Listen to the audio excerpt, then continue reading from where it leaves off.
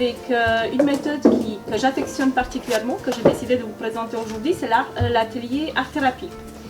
Je travaille également avec les pierres, donc ce que j'ai fait tout à l'heure, j'ai présenté un petit peu les pierres que j'ai aujourd'hui sur ma table.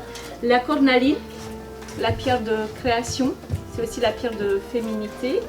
Le quartz, qui est censé amplifier les énergies des personnes. Et puis là, ce soir, je crois qu'elle appliquera mon énergie vers vous. L'améthyste, que j'aime beaucoup. C'est une de mes pierres préférées. Qu'est-ce que ça symbolise?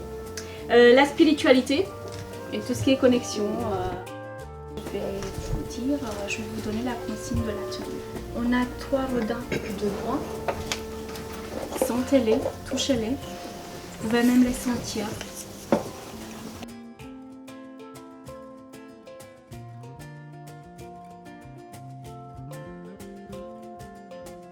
Alors, le passé, je l'ai fait en rouge tout simplement parce que pour moi, la rouge, et puis dans la signification du rouge, c'est la passion, c'est la force, c'est le courage et l'amour.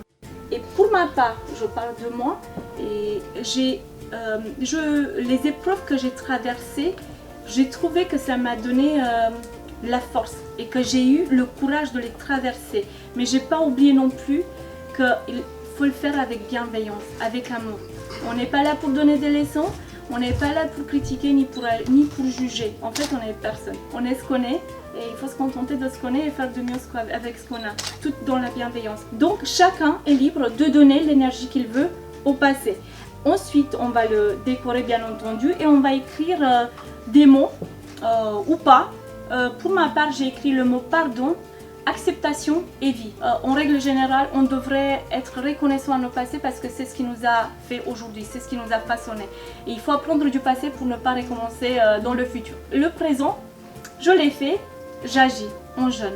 Pour moi, parce que dans le présent maintenant, grâce à mon passé, je prends les choses en main. Je pense que maintenant, c'est le moment d'agir, c'est le moment d'avancer.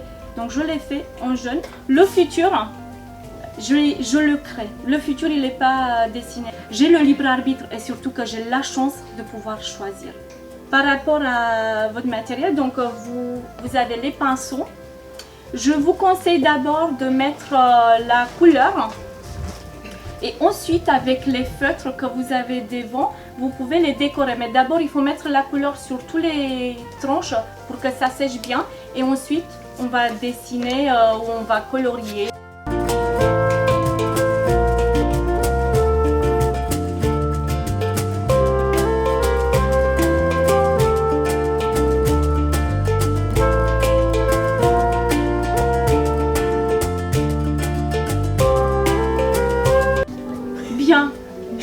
Je suis apaisée, je suis sereine aussi, mais surtout, j'étais curieuse de savoir comment chacun d'entre vous allait colorier, peindre les petits rodins de bois, parce que moi, ça me permet de vous connaître un petit peu plus aussi, et ça me fascine. Moi, le mot qui me vient, c'est apaisé.